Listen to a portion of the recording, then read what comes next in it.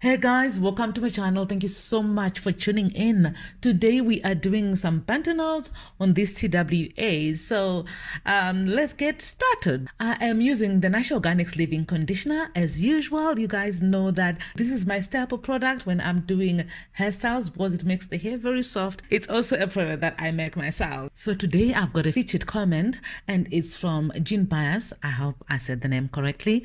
She says, I love your work and ideas, but could you please do or give me some ideas for my TWA natural hair? Thanks.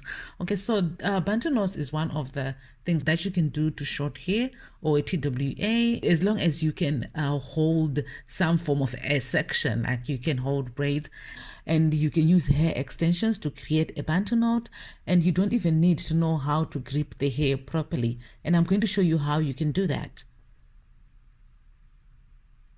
So I'm using Jabu stone for the parts. I'm going to do a cornrow that runs from slightly on the side of a head all the way to the back, and at the back it goes on the center. It's curving quite a little bit so that when it goes to the back of a head, it's at the center of a head.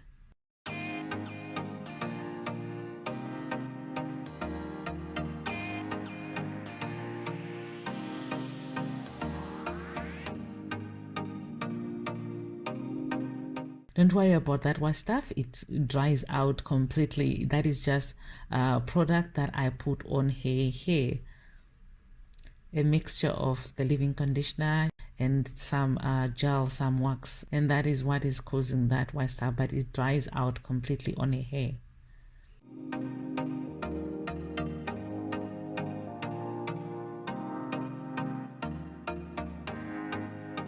So with that cornrow, I'm braiding it to the side of her head.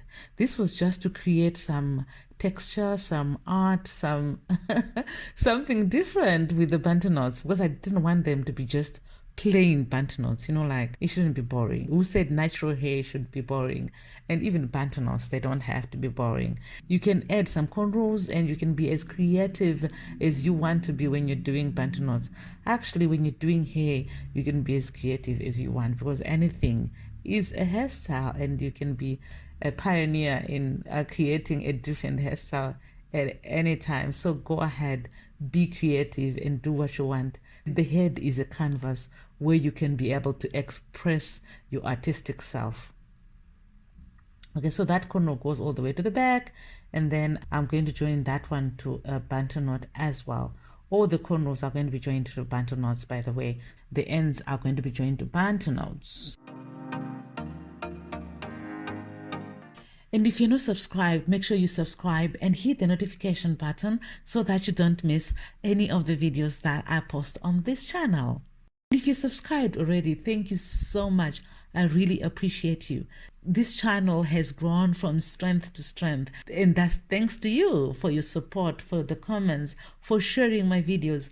I really appreciate you. You have no idea how much, but I just want to say thank you so much for supporting my channel.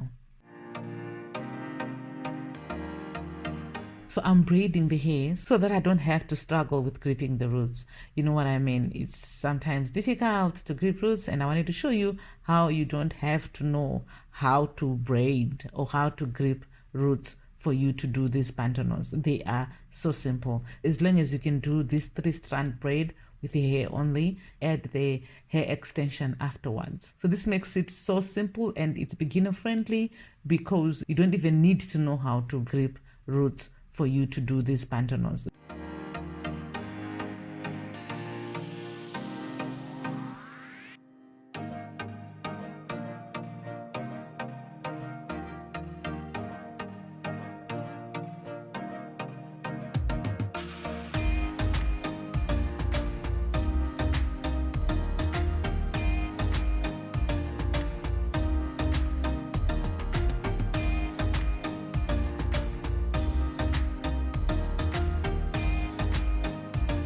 Now I'm crocheting the hair extension onto the braids that I just did, and the reason why I'm doing it twice is so that I don't have to crochet too much hair extension on a hair at once. That's painful and it's not necessary. And I also wanted the braids to come off from two different sides. So I'm crocheting from one side and then the other one I'm crocheting from the other side because I don't want to just put pressure on one side of a hair.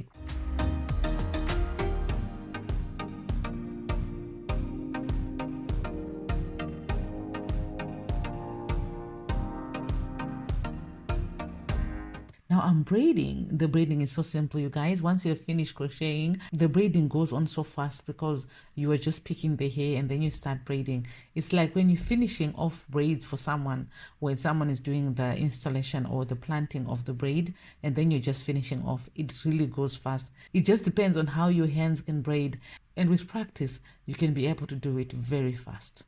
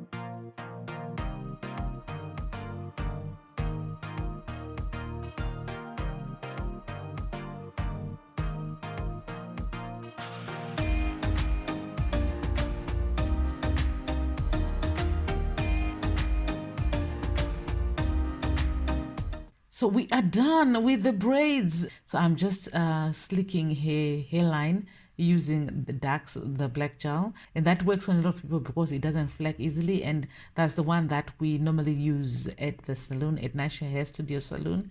You guys know that I've got a hair salon, right? Now let's start the bantu knots. Creating a bantu knot is basically just wrapping hair around itself like that. And in this case, wrapping the braid around itself. I keep wrapping until I get to the thin end of the braid, and I keep wrapping that thin end of the braid at the base of the bantu knot so that it secures the bantu knot. So in this case, I'm not using rubber bands. The thin end, the more I wrap it around the base of the bantu knot, it secures the hair so it won't come out.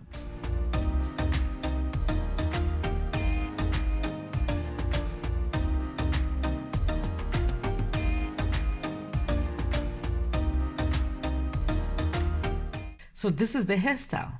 What do you think? Please let me know in the comment section below. Otherwise, thank you so much for watching. I will see you guys in the next video. God bless you. Bye.